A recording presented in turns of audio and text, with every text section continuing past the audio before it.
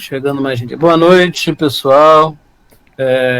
Estamos começando, né, mais uma reunião do nosso núcleo local da ABC2, aqui da Universidade Federal Rural do Rio de Janeiro.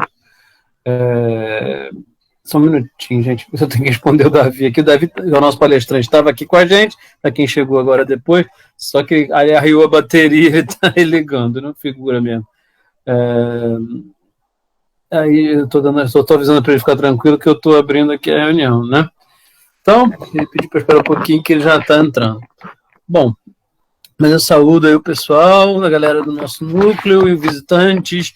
Tem pessoas como a Graziele, que é lá de Mato Grosso do Sul, Campo Grande também, Mato Grosso do Sul, lá vindo, aí, é do núcleo deles lá, vindo participar como convidada aí, porque o Davi divulgou para um bocado de gente também. Tá? Tem o pessoal aqui do nosso núcleo, a Viviane trouxe mais uma visitante, que é a Isadora Godoy, que é da Engenharia Química lá da Rural, bem-vindo ao nosso grupo.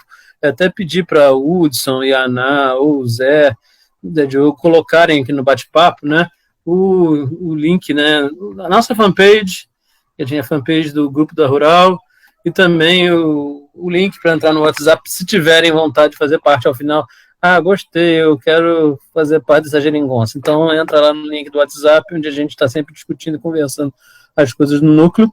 Ou então, eu não gostei, não. Então, tudo bem, não entra. Mas, assim, peço que o Zé, o Hudson e a Ana, se puderem colocar ali no chat, né? Aqui no chat do Google Meeting, colocar aí o link do grupo para quem estiver interessado a participar, tá?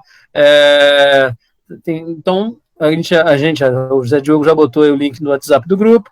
Isadora, se ao final você curtir, gostar, que quiser fazer parte do nosso núcleo, né, da Associação Brasileira de Cristãos na Ciência na Rural, a ABC2 tem núcleos aí, mais de 60 núcleos hoje em dia no país, entre universidades, igrejas, tal, e a gente sempre tem os eventos nacionais e tem os eventos do núcleo.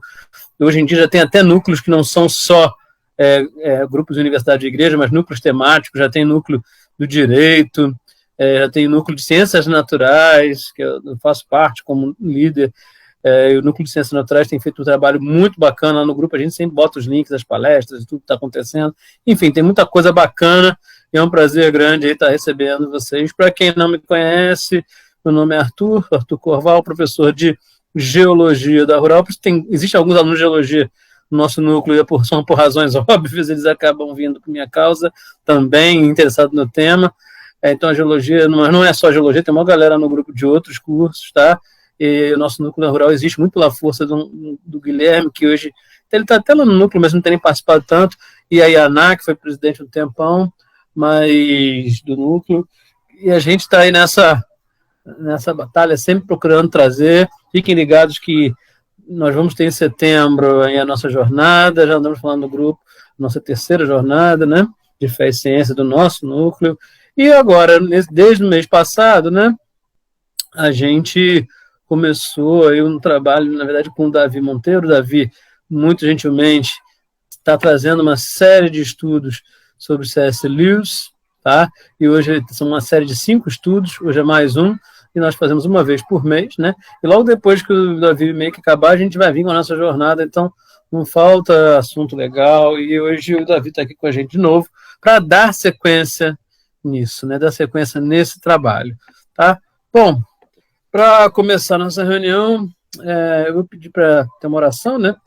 Pedir para Zé Diogo agora aí para a gente, pode ser? Pode sim, Arthur, claro. Eu já coloquei aí no chat também o endereço da nossa fanpage no Facebook, lembrando que se por algum motivo não conseguir ficar até o final, ou se quiser reassistir depois, ou quiser indicar para alguém, essa reunião vai ser postada lá na nossa fanpage, que eu joguei o link já aí no nosso chat. Oremos. Vamos lá, José. Oremos. Senhor, nosso Deus, nosso Pai, único digno de toda a honra, toda a glória e todo o louvor, muito obrigado, Pai, por mais essa oportunidade de estarmos aqui reunidos, ainda que virtualmente, para escutarmos, Pai, um pouco mais dessa palestra, que o Senhor possa estar guiando o Davi, que tudo que ele possa falar, Pai, seja unicamente para a sua honra e sua glória, Pai. Que o Senhor abra nossas mentes e nossos corações para tudo que o Senhor queira falar conosco hoje. Esteja nos guardando nesses tempos difíceis que estamos passando, guardando nossas famílias, Pai, pondo consciência na mente das pessoas, para que possamos agir sempre, Pai, da maneira mais correta possível. É isso que eu te peço, já te agradecendo, em nome do seu Filho amado Jesus, que vive e reina hoje e para sempre. Amém. Amém. Bom, sem mais delongas, vamos passar a palavra para o nosso grande amigo Davi Monteiro, da ABC2, que é do núcleo Campo Grande, Mato Grosso do Sul. Então pedimos para que Davi aí comece o segundo estudo aí dele sobre C.S. Lewis. Davi, a palavra é sua. Ótimo, pessoal. Pessoal, eu tive um problema com o meu notebook aqui. Eu estou abrindo ele novamente. Eu acho que ele está com algum problema na bateria dele. Ontem à noite eu estava terminando a palestra, ele simplesmente fechou. Bom, se vocês puderem esperar um pouquinho só, eu vou abrir aqui de novo, tá? Estou abrindo ele para poder a gente dar continuidade, tá bom? A energia dele aqui voltou. Todos me ouvem? Sim, ouvimos e vemos. Sim, não sei. Se você quiser, você pode mandar a apresentação e a gente abre aqui, compartilha a tela. Eu vou fazer isso daqui. Grazi, eu enviei para você, né? Na verdade, deixa eu ver aqui. É que eu tenho que abrir o WhatsApp também. Sim, você mandou para mim. Você quer que eu mande para alguém? Eu ia pedir, mas acho que você não tem.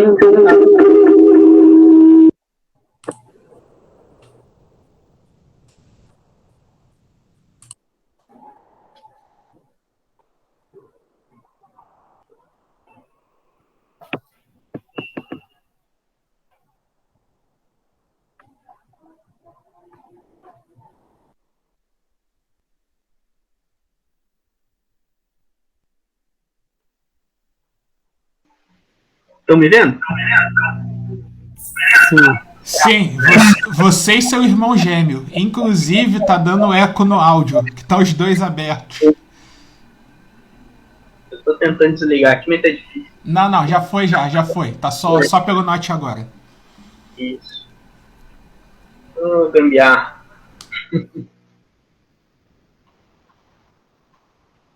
Pessoal, a galera sempre reclama de meu quarto não ter uma boa iluminação. Deixa eu ver se melhorou. Bom, vou ter que abrir aqui tudo de novo. Tá vendo? Não adianta a gente se preparar muito. Sempre acontece um BO.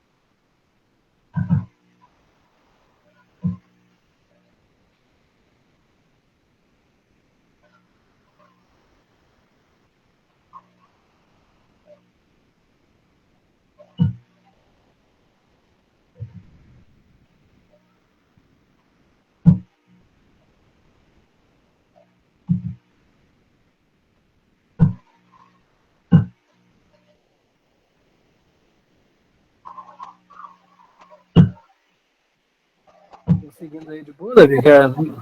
Tô. O computador tá meio... aqueles computadores antigos. Galera, vou abrir aqui, tá? Compartilhar a tela.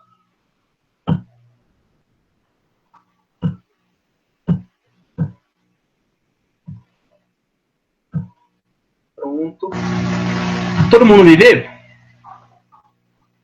Sim, Davi. Sim, já apareceu aqui o compartilhamento. Isso, perfeito. Pessoal, só para a gente, só para nos localizarmos, tá? Essa é a nossa segunda palestra, tá bom? Na primeira palestra, nós fizemos uma exposição da biografia do Lewis, né? Um pouco da vida dele e da relevância dele como um pensador cristão, né? Hoje nós vamos falar um pouco sobre Nárnia, né? E a visão do Lewis sobre história, tá? A nossa terceira palestra é sobre ciência, cientificismo, o que o Lewis pensava sobre a ciência e como que ele expressava essa visão dele sobre ciência, né? Na verdade, a crítica dele sobre o pensamento cientificista, né? O que ele pensava, como ele expressava isso por meio da sua obra de ficção científica, tá? Na nossa quarta palestra, nós já vamos falar da concepção do Lewis sobre educação. E, por fim, nós vamos falar sobre possíveis implicações da visão do Lewis sobre imaginação, história, ficção, a crítica dele sobre o cientificismo, né? E a visão dele educacional. Vamos fazer um bem bolado aí, vamos fazer um mix e vamos tentar trazer alguma contribuição para o pensamento da imaginação científica, certo?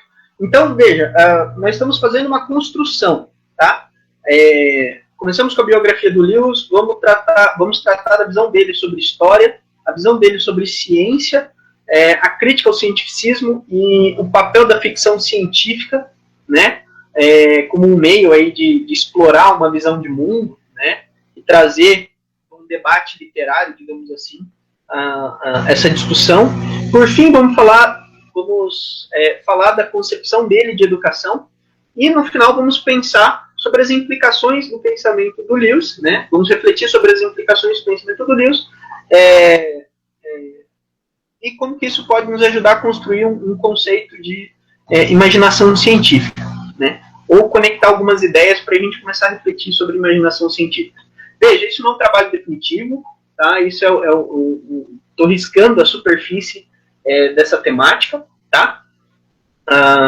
E estou buscando refletir sobre isso há algum tempo já, tá bom? Então, o tema da nossa fala de hoje, da nossa palestra de hoje, tá? O tema geral da nossa série de palestras é C.S. Lewis e Imaginação Científica, reflexões sobre educação, imaginação e ensino de ciências, né? O tema da palestra de hoje é o mundo em forma de história, Nárnia, literatura fantástica, né? A primeira pergunta que nós fazemos é: qual a visão do Lewis sobre história? Certo? No livro das Crônicas de Nárnia, O Cavalo e Seu Menino, em um determinado trecho, o Aslan fala para o personagem principal: estou contando a sua história, não a dela. A cada um só conto a história que lhe pertence. É um fato dado que todos nós, por sermos contingentes, né, sermos seres humanos que existem no espaço e no tempo, vivemos uma história, certo? Seja a nossa história de impacto maior, como grandes personalidades, né, da história mundial, ou seja a nossa história de impacto menor, como a nossa vida comum, né? Nós possuímos uma história, mas a reflexão que o Lewis faz, e o Lewis começa a pensar, qual é o impacto da nossa concepção de história para a nossa vida, né?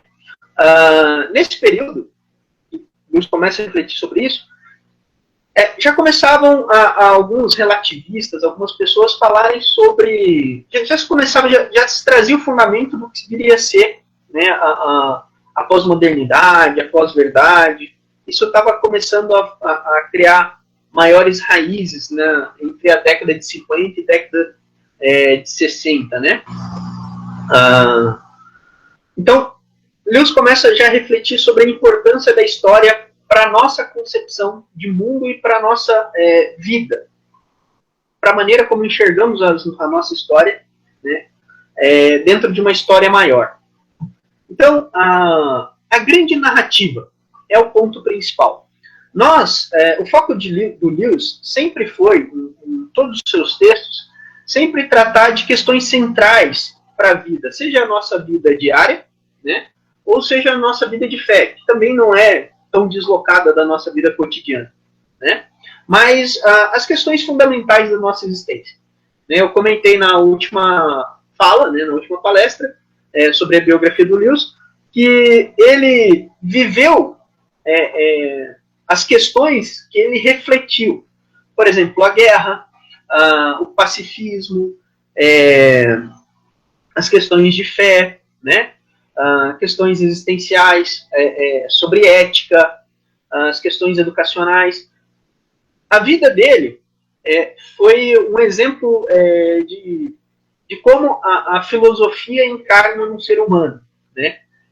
Ao mesmo tempo que ele vivia os problemas da vida, ele refletia sobre essas questões. Então, o Lewis era um cara de grande sabedoria, no fim das contas, né? Pessoal, um ponto importante é que nós vivemos a nossa história individual dentro de uma história maior, certo? De uma grande narrativa. Por exemplo, o marxismo vai trazer à baila, né, a luta de classes como uma grande narrativa para a história, que vai construir a sua concepção do seu materialismo histórico, né, a sua dialética, né, em cima dessa luta de classes, né. Os liberais vão começar a pensar na liberdade humana como algo absoluto. Por exemplo, a Ayn Rand vai atomizar o homem ao ponto de que ele é um ser com liberdade absoluta e só a vontade dele deve prevalecer, né? Então a liberdade é a grande narrativa para os liberais, né? Os conservadores vão falar de tradição. A gente está ligado numa grande tradição, então a gente tem que nós temos que estar de acordo com essa tradição, né? Eu particularmente tenho um pensamento mais próximo do pensamento conservador, por vivência, né? Mas temos essas guerras de narrativas, né? Hoje muito mais pungente, né? Muito mais em voga, devido às discussões políticas, né? Mas isso não passa de uma batalha de visões de mundo, né? Então, pessoal, nós sempre vamos viver a nossa história dentro de uma história que nós entendemos como uma história que é muito maior, certo?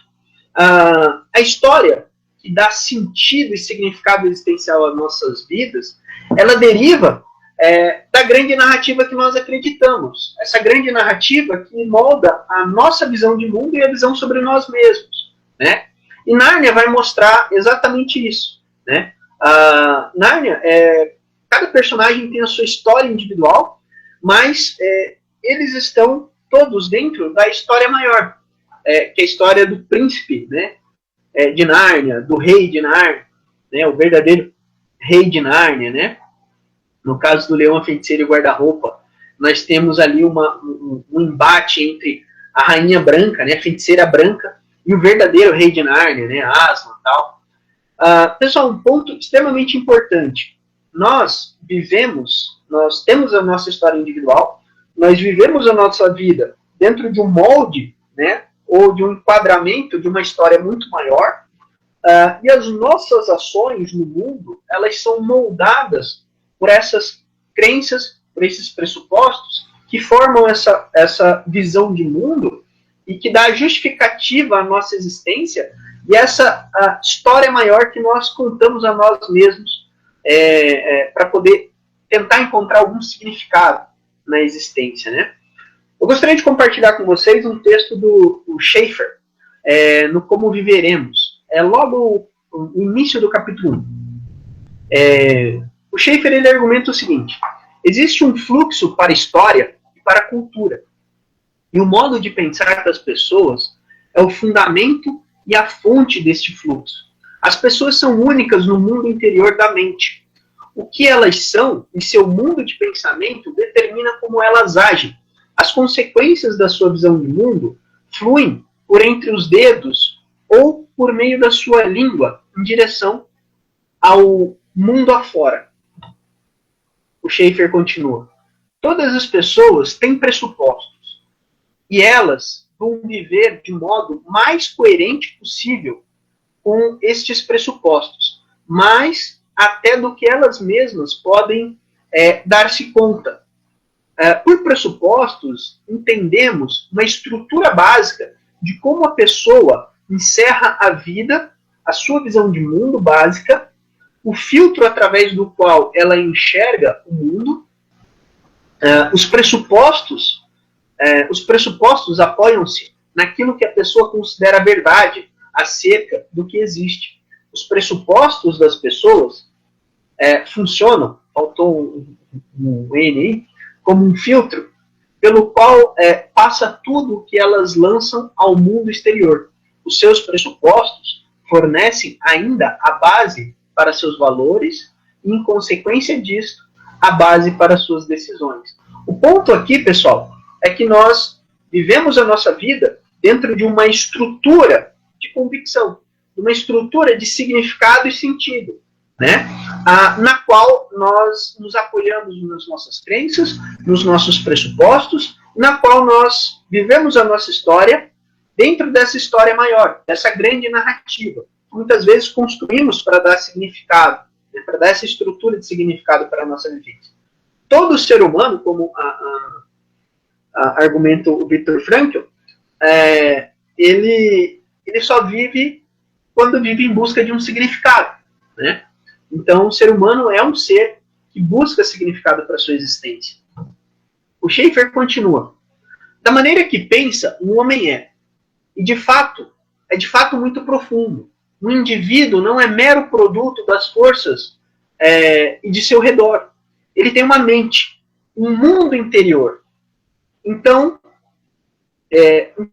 tendo pensamentos, uma pessoa pode agir no mundo exterior, exercendo influência sobre ele.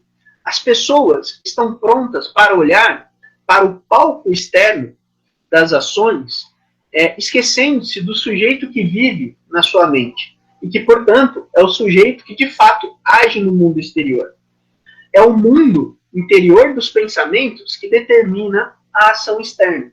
Podemos dizer que o mundo da nossa história, o universo no qual nós estamos inseridos, a nossa existência existe, é o que determina o modo como nós agimos no mundo afora, né? Pessoal, eu gostaria de compartilhar com vocês esse quadro aqui, que para Lewis, essa estrutura de significado, essa grande narrativa, né, que dá sentido para a nossa existência, para nossa história individual, é a narrativa bíblica, tá? E é importante nós ressaltarmos alguns aspectos sobre isso, né? Qual é a história que a Bíblia conta sobre o ser humano, sobre a humanidade, né? Bom, primeiro que Deus, em um ato criacional, ele cria tanto o homem quanto o universo.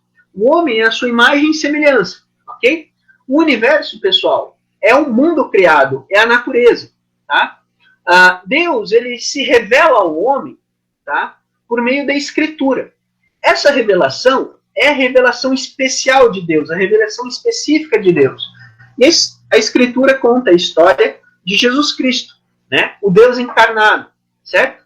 Bom, essa história, essa revelação especial de Deus, ela é uma revelação progressiva. Ela tem uma narrativa. Ela começa com a criação do mundo, tá? Deixa eu só colocar um laser. Começa com a criação do mundo, passa pela queda do homem, que desobedece a Deus e cai ali com as consequências do pecado, né? Deus, para resgatar, né, o homem na sua comunhão com ele mesmo, envia Cristo Jesus para morrer crucificado, para pagar os pecados dos homens. Cristo é o Deus encarnado, né? O verbo que habitou entre os homens, como argumenta João, certo? E no fim, toda a humanidade vive a sua história até a consumação, né? O julgamento final, o apocalipse e os novos céus e a nova terra. Essa é a revelação especial de Deus. É a história que a Bíblia conta, certo? Bom, o universo, ele nos mostra a sabedoria de Deus como um criador. Então, pessoal, Deus se revela ao homem por meio do livro das Escrituras e por meio do livro da criação. Essa é aquela famosa analogia que nós sempre fazemos quando estudamos ciência, né, e religião, né, ciência e fé cristã, dos dois livros. Pessoal, essa é a narrativa na qual Lewis se via inserido, e na qual nós, como cristãos, devemos nos ver inserido também, certo? A narrativa de um mundo criado por Deus, né? A narrativa de um mundo criado por Deus, de um homem que pecou e se afastou de Deus e vive as consequências do pecado, e o resgate de Deus o resgate do homem por meio de uma ação divina, né? Por meio da morte de Cristo, o Deus encarnado na cruz. E no fim das contas, vamos chegar a um tempo onde teremos comunhão com Deus, né? Após o Apocalipse, após a consumação de todas as coisas. Essa é a narrativa da Bíblia e essa é a narrativa que Lewis se via inserido. E a narrativa que nós, como cristãos, temos que nos ver inseridos. Então, por isso é muito, muito complexo, muito complicado um cristão que se deixa levar pelas ideologias desse mundo, né? Bom, pessoal, a leitura e a escrita na vida do Lewis foi extremamente importante. Nesse livro, Deus em Questão, né, C.S. Lewis e Freud, é um livro de um psicólogo, se eu não me engano. Aqui não consigo ler o nome dele, mas é um livro muito interessante. E tem uma série de documentários, né? Pessoal, uma coisa que eu acho que eu comentei, né, na primeira aula, foi da experiência estética do Lewis quando ele viu isso daqui, ó. Esse, acho que é dorama, descobri esse nome esses dias, né? Mas para mim isso é uma maquete. O The Boxer, né? Que é a caixa que o irmão dele, o Verne, construiu com musgos, com plantas e tal. Foi uma maquete que eles construíram, e Lewis, quando teve contato com essa maquete, ele teve sua primeira experiência estética, né? E inspirado no The Boxing, né, nessa caixa, tanto o Lewis quanto o irmão escreveram histórias, né? Lewis, por exemplo, escreveu Animais Falantes, né?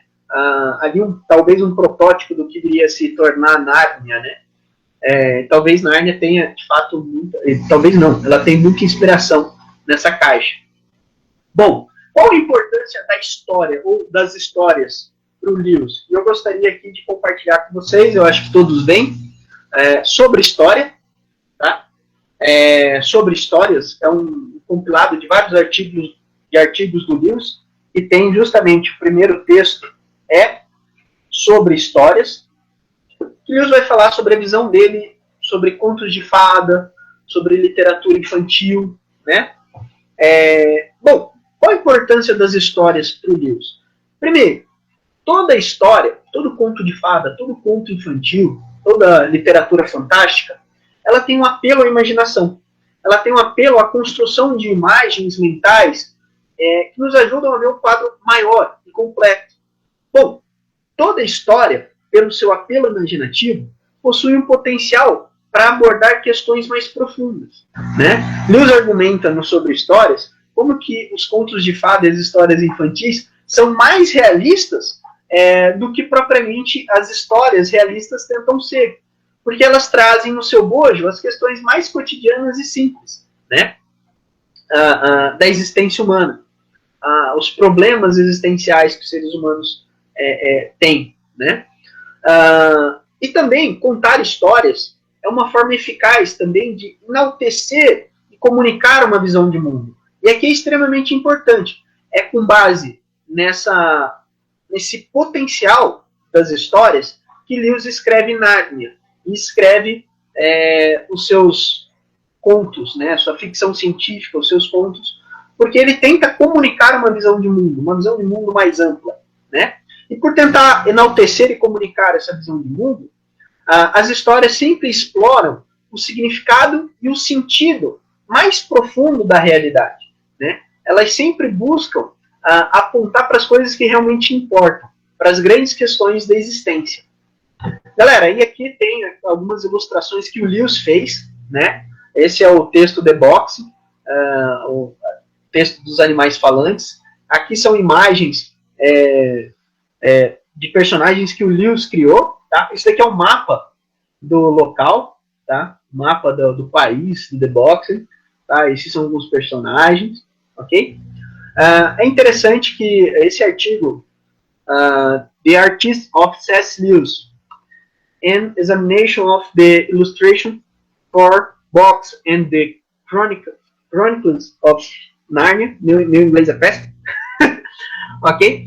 Ele traz justamente um exame das imagens, tá? E é importante porque Nárnia foi inspirada em algumas imagens, nós vamos ver mais à frente, algumas imagens que Lewis teve, alguns vislumbres de figuras, imagens que Lewis teve ali em determinado período da sua vida, tá?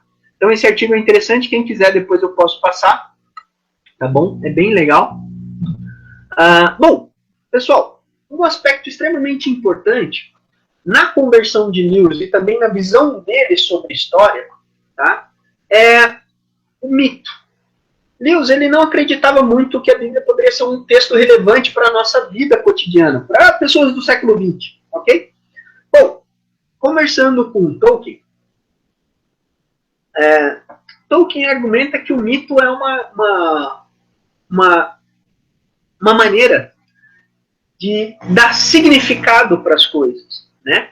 E o cristianismo seria um mito, mas um mito verdadeiro, né? O mito verdadeiro por quê? Porque Jesus, né, viveu na realidade.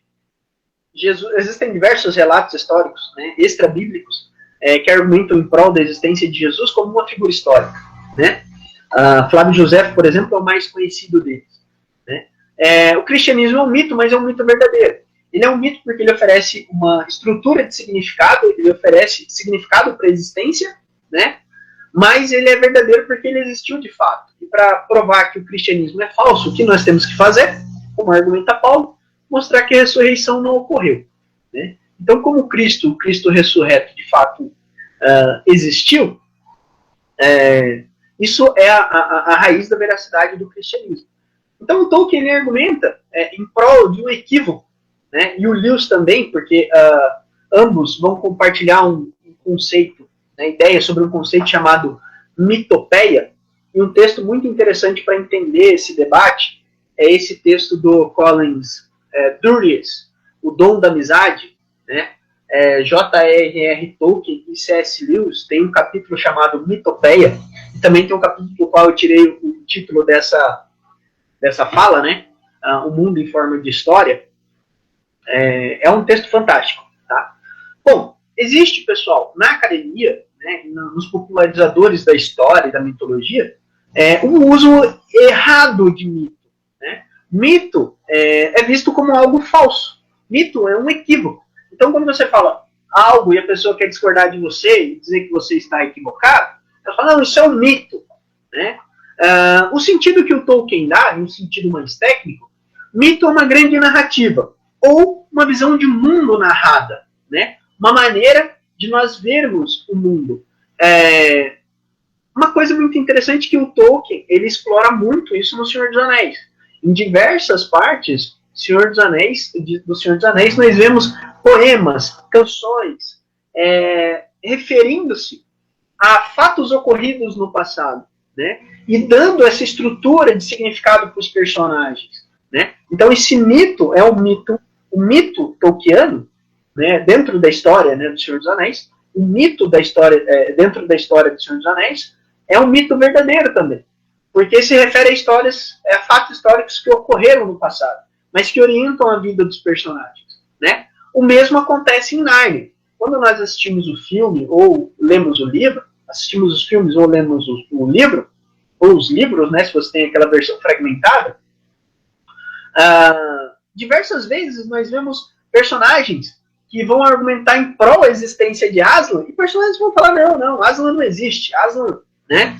O anão, por exemplo, se você lembra do Peregrino da Alvorada, não, Príncipe Caspian, é o Príncipe Caspian, o anãozinho que protege a Lúcia e tal, ele não acreditava no Aslan, ele achava que o Aslan fosse uma mentira, mas quando ele vê Aslan de fato, né, ele é realmente impactado. Então, em contraste, por exemplo, com Hip-Chip, que era um cavaleiro de Aslan, né? Alguém movido por uma fé em Aslan muito forte. Então, pessoal, mitos são histórias que dão sentido ao mundo e buscam aprender ou apreender a realidade de maneira mais ampla. A grande dificuldade de Lewis com a história de Jesus Cristo é como que ela poderia ter essa relevância. Depois que ele entende que o cristianismo ele é um mito, ele é entendido como um mito, mas um mito que de fato existe, ou seja, o cristianismo narra a história do mundo e oferece significado para a existência e sentido para a existência, o porquê as coisas existem, né? Qual a razão do ser humano ser do jeito que é, por que existe mal no mundo, por que existem problemas ambientais ou questões de catástrofes naturais. Então, o cristianismo dá essa explicação. Então, a religião, e o cristianismo em particular, como nós estamos tratando dele, oferece essa explicação num nível existencial e teológico, né? Mas ele é muito mais do que um mito, porque ele não é só uma história que oferece uma narrativa de mundo, né? Uma visão de mundo narrada. Ele é uma história que ocorreu de fato, né? Jesus existiu na realidade e viveu entre os homens e foi crucificado, e temos relatos históricos, inclusive da sua ressurreição e ascensão aos céus, né? Então o cristianismo oferece esse quadro geral que unifica e transcende as nossas ideias fragmentárias e imperfeitas sobre a realidade. Aqui o McGrath vai expressar o que seria esse argumento do Tolkien, né? O cristianismo é um mito verdadeiro, tem a aparência de um mito, uma história sobre o sentido das coisas, mas que realmente aconteceu. E essa história dá sentido a todas as outras histórias que os seres humanos contam para si e o seu mundo, e lhes dá unidade, certo? Pessoal, aqui é um ponto interessante. Nesse texto, Teologia é Poesia, né, que está lá no Peso de Glória, o peso da glória, né? Lewis ele vai falar com relação ao cristianismo. Né? Acredito no cristianismo como acredito que o sol nasceu. Não porque eu veja, né? Mas porque, por meio dele, eu vejo todo o resto. O cristianismo, então, oferece coloca a nossa visão embaçada da realidade e fragmentária, ele coloca as coisas no lugar. Né? Ele adequa, seria a melhor adequação teórica à realidade. O cristianismo é a melhor adequação teórica à realidade, porque ele explica as coisas como elas são, porque de fato ele existe, e o seu fundamento, que é o Cristo, existiu de fato. Foi morto e ressuscitou ao terceiro dia, e ao terceiro dia ascendeu aos céus. Né? Essa é a grande questão. O cristianismo nos faz ver a coisa da maneira correta. O Chesterton, por exemplo, argumenta que a doutrina cristã mais auto-evidente é a doutrina cristã do pecado. Porque basta você olhar para o mundo. Né? Basta você olhar para o mundo e olhar para si mesmo. E você vai ver que o pecado ele é real. E ele existe. Por mais que algumas pessoas tentem negar, elas sempre vão bater de frente com essa realidade. Pessoal, uma boa história, né, segundo o Lewis, ela não apenas dá sentido para a nossa existência, ou oferece uma visão de mundo narrada, mas ela cativa a nossa imaginação. E na experiência do Lewis, a leitura de contos de fada, né, literatura fantástica, em especial, e muito especificamente, desse sujeito, o George MacDonald, ou MacDonald, na verdade, George MacDonald, foi o que batizou a imaginação do Lewis. Lewis se torna um cristão antes do tempo, primeiro porque a imaginação dele foi batizada pela literatura fantástica de George MacDonald. Bom, as histórias do George MacDonald, na verdade, MacDowell, eu estou confundindo com o Josh McDowell, um apologista cristão. Bom, as histórias de George MacDonald ajudaram Lewis a perceber o limite do seu ateísmo. O ateísmo de Lewis ele não respondia aos seus principais anseios, às suas principais dificuldades, né? E Lewis ele sempre buscava um escapismo estético, porque ele queria ter um encontro com a beleza. E como eu falei na primeira aula, quando o Lewis, ele, de tanto buscar a experiência estética, ele acha a fonte dessa experiência estética. Ele encontra a satisfação por completo quando ele encontra Deus, né? Então, o desejo estético em Lewis foi o meio pelo qual Deus se usou para convertê-lo, digamos assim. Então, Lewis percebe que as histórias do George McDowell oferecem esse significado, oferecem uma visão do mundo com mais alegria, né? Bom, essas histórias também cativaram, né, a sua imaginação a perceber adequadamente a fé cristã. O George McDowell, por meio das histórias, transmitia e comunicava uma visão de mundo cristã. Bom, isso incentivou Lewis a fazer a mesma coisa com outras pessoas, né? A usar de histórias para comunicar a visão de mundo cristã. E Nárnia é um exemplo disso, né? Lewis passou, então, não apenas falar e escrever sobre literatura, né, mas ele passou a fazer literatura. E o principal exemplo disso, pessoal, e eu acho que é o exemplo mais belo, é a esposa de Lewis, a Joy Davidman. Ela era comunista, né? Ela era poetisa e membro do Partido Comunista, só posso dizer assim, né, Partido Comunista Americano. Isso é uma informação que eu não tenho tanta certeza. Mas ela tinha uma visão de mundo comunista. E ao ler as Crônicas de Nárnia, ela passou por um processo de conversão. E ela se mudou, ela era americana. Eu não tenho o livro, mas tem um texto chamado Cartas a uma Senhora Americana, que provavelmente eu deduzo que seja as cartas que o Lewis trocava com ela, né? Ela foi... tem um filme, Shadowlands, que depois eu posso passar o link para o Arthur.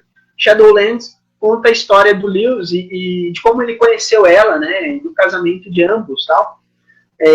Bom, ela vai para a Inglaterra e ela encontra o Lewis e leva seus filhos para conhecerem o Lewis, porque as crianças eram ficcionadas por Nárnia, né? E lá ela acaba convivendo e indo morar na Inglaterra, e Lewis se apaixona por ela, né? E passa a fazer parte do ciclo de amizade dela, né? Ela passa a fazer parte desse círculo de amizade e no fim ele acaba se apaixonando por ela e eles se casam, porém ela tem um câncer no fêmur e acaba dentro de 3, 4 anos vindo a falecer, né? Em alguns anos depois Lewis também vem a falecer, mas ele passa a cuidar dos filhos dela, né? E foi uma coisa extremamente honrada o que ele fez, né? Eu acho muito belo. E essas crianças acabam herdando, inclusive um dos produtores das Crônicas de Nárnia, da trilogia, é um dos filhos da Joy Davidman, né? Bom, as histórias imaginativas abrem espaço para experimentarmos outra maneira de ver o mundo. Uma mulher que tinha uma visão materialista, marxista da realidade, acaba se convertendo por meio de uma história fantástica. Pessoal, aqui tem um outro aspecto que o Lewis trata nas Crônicas de Nárnia, né? No Leão, o Feiticeiro e o Guarda-Roupa. A magia mais profunda. Eu gostaria aqui de compartilhar com vocês. Deixa eu só mudar aqui para ver se eu consigo abrir. Esse vídeo.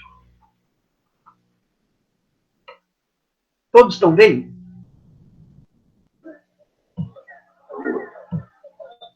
Todos estão vendo? Sim, sim, Davi. Beleza. Sim. Vamos tratar aqui do julgamento do Edmund.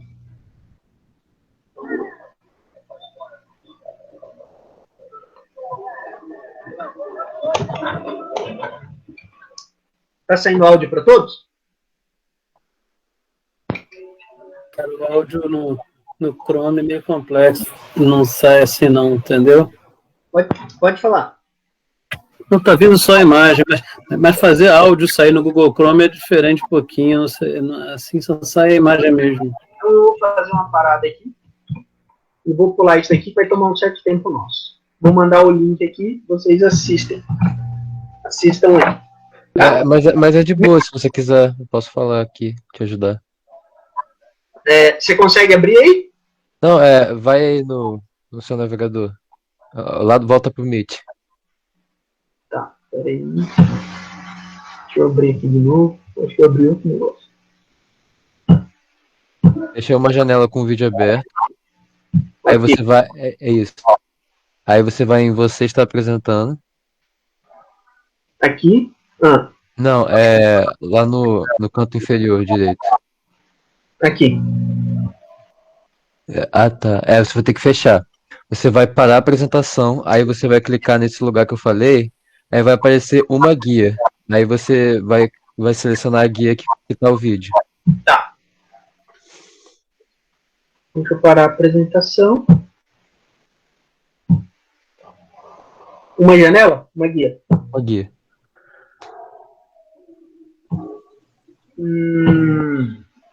Boa. Vamos ver se saiu o áudio aí.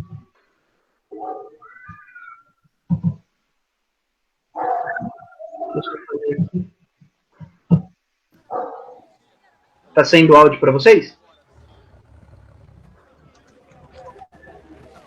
Tá, só tá baixinho.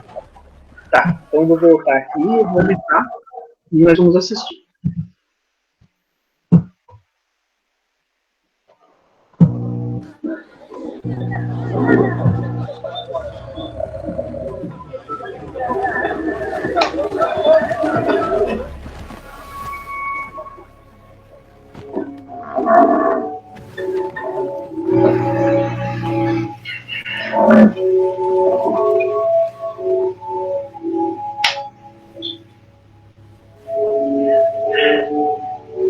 Você tem traidores em seus atos. A ofensa dele não foi contra você. Vejo que se esqueceu das leis de imaginar. Não tinha que a magia profunda para mim. Eu estava lá quando foi escrito. Então se lembra bem de que todo traidor pertence a mim. O sangue dele é minha propriedade.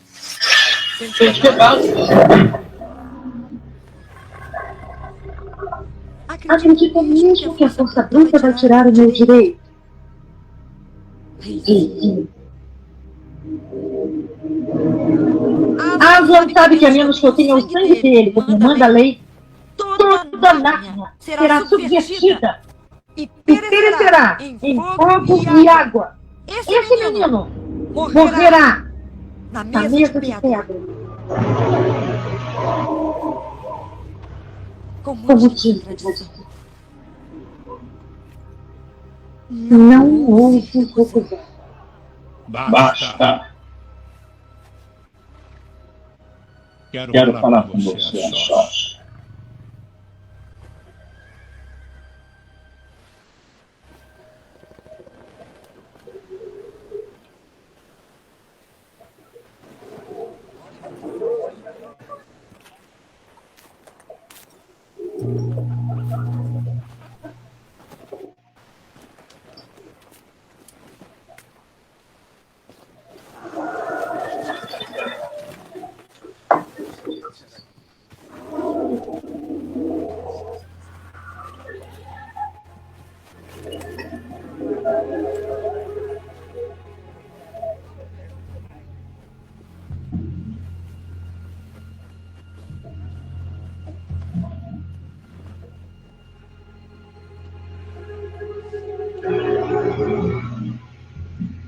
Ela renunciou ao direito do sangue do filho de Adão. Como podemos liberar a promessa?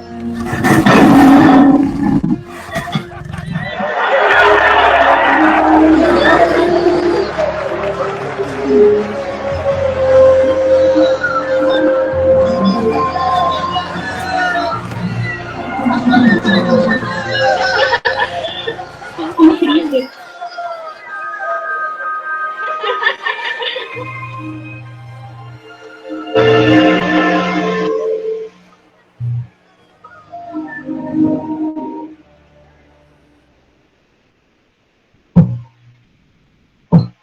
Bom, deixa eu voltar a apresentar aqui, senão eu vou chorar. Pessoal, Vamos voltar para a apresentação. No vídeo anterior dessa série, nós falamos sobre a crônica O Sobrinho do Mago. Ela termina com Diggory plantando a semente da maçã que salvou sua mãe. Não é você não, cara.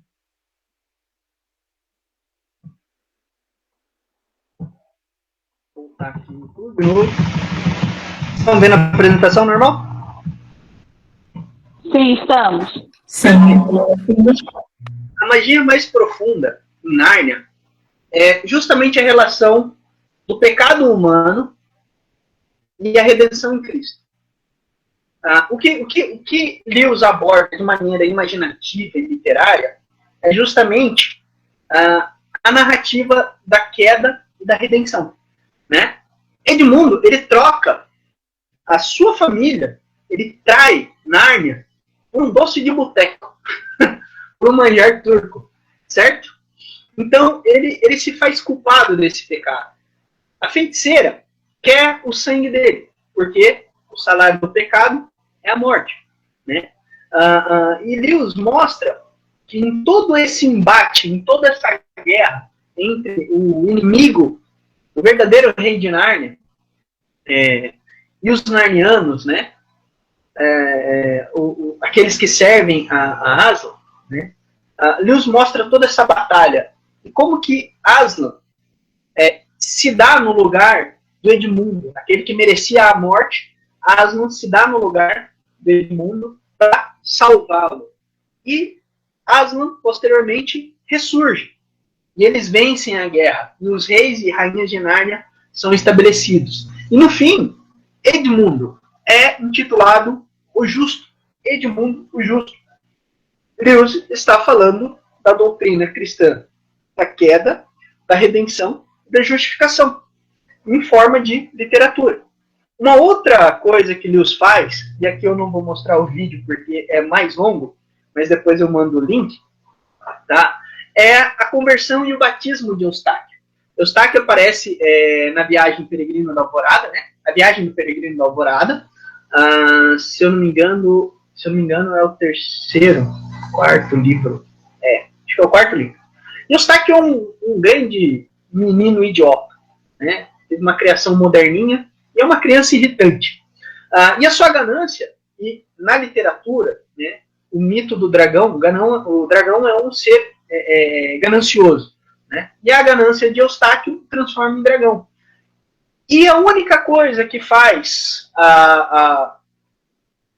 Eustáquio deixar de ser dragão, por mais que ele lute internamente para deixar de ser dragão, é o poder de Aslan, né? E no livro nós temos a cena do batismo do Eustáquio, né? A morte e a ressurreição, o simbolismo da morte e a ressurreição. Quem for batista vai concordar com isso, né? Batismo como um símbolo da morte e da ressurreição. Acho que presbiterianos não vão ter essa visão. Não sei também. Mas, veja, no livro, Aslan joga o Eustáquio, né, dragão, na água, e quando ele surge da água, ele emerge da água, ele volta como Eustáquio, ser humano. Né? E Eustáquio passa por um processo de conversão. Então, Lewis aborda imaginativamente toda essa visão de mundo cristão. Mas, pessoal, qual que é a relação das Crônicas de Nárnia com a narrativa bíblica? Né?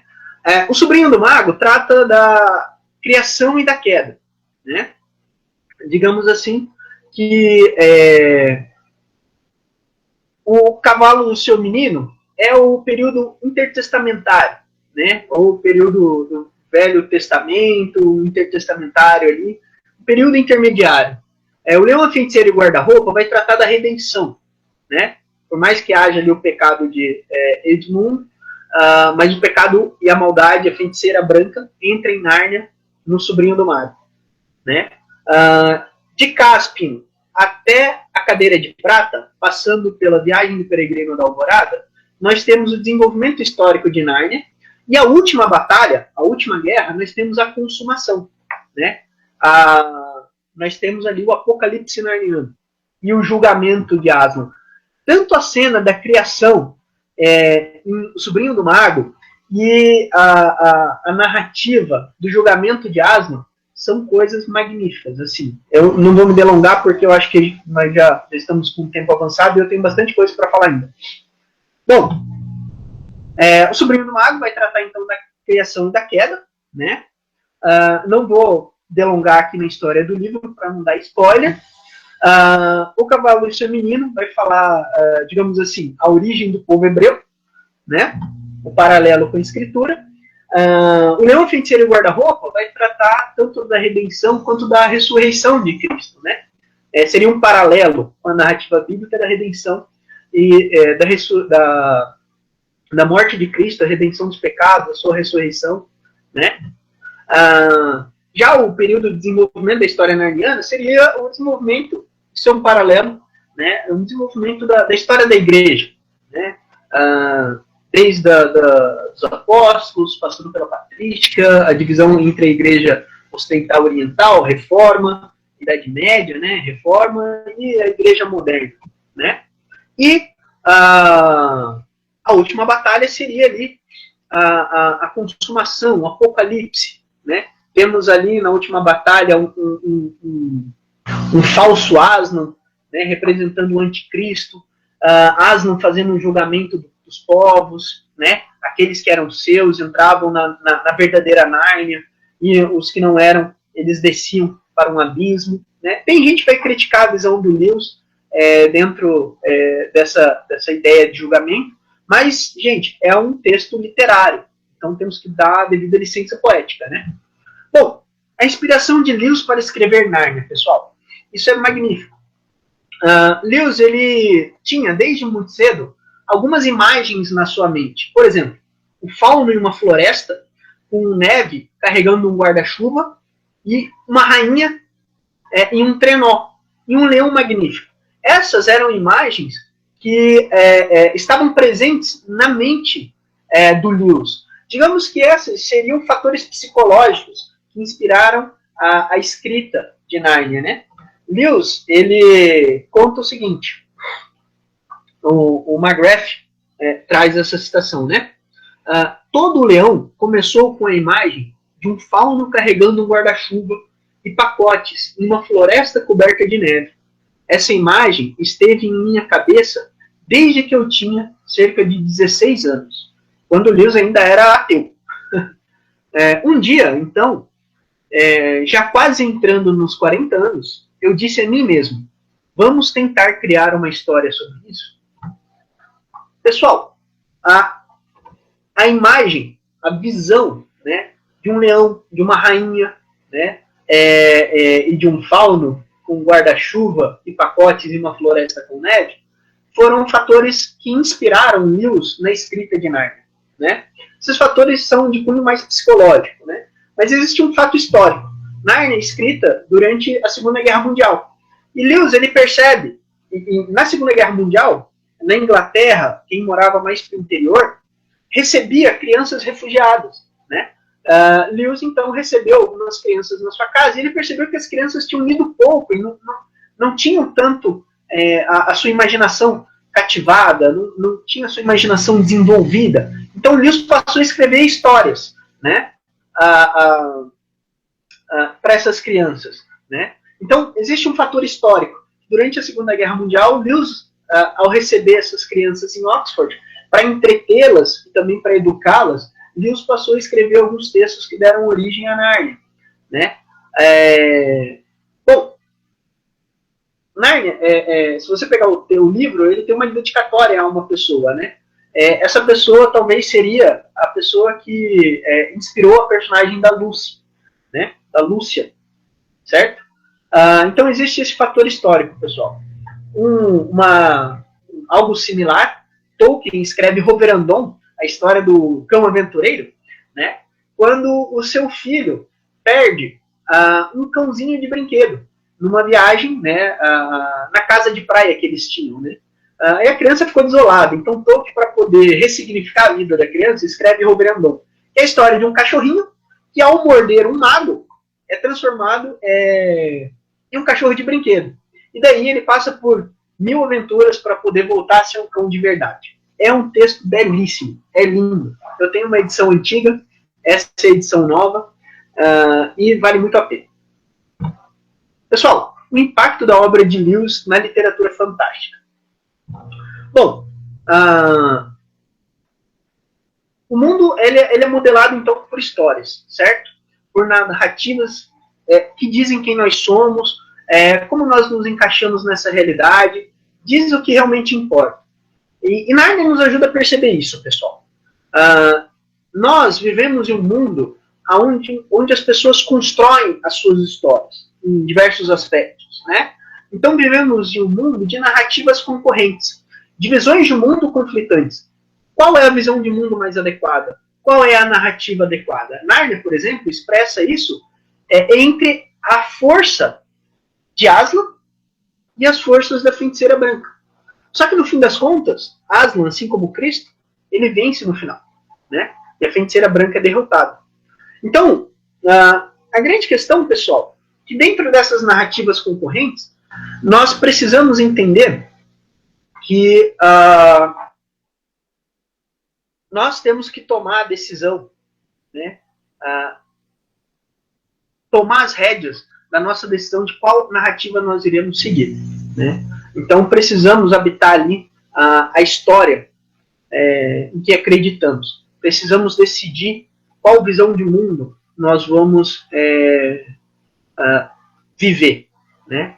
E Nárnia mostra isso. O impacto de Nárnia, e assim como o impacto do Senhor dos Anéis, é mostrar essa sofisticação na transmissão e na comunicação de uma visão de mundo, né? Senhor dos Anéis e Nárnia foram ambos textos, digamos assim. Lewis inspirou muito Tolkien como um amigo crítico, né, a escrever O Senhor dos Anéis. E Nárnia também nasce desse ímpeto do Lewis de tentar transmitir essa visão de mundo, né, tentar dar significado a essas imagens que ele tinha em sua mente, né, de tentar, de maneira mais objetiva, né, tentar educar algumas crianças, né.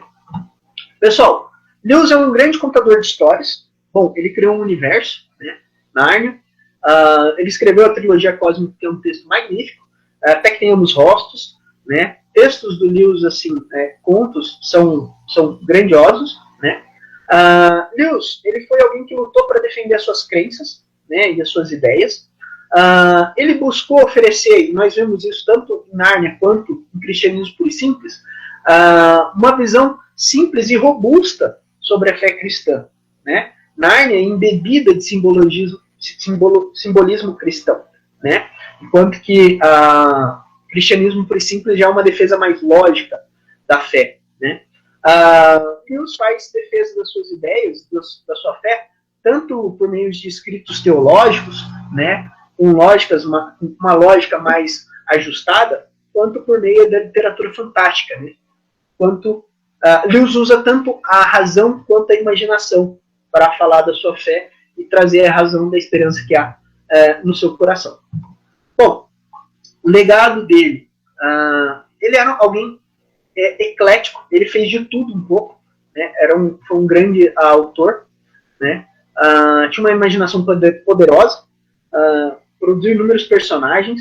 Nárnia, sem dúvida, um clássico da literatura infanto-juvenil.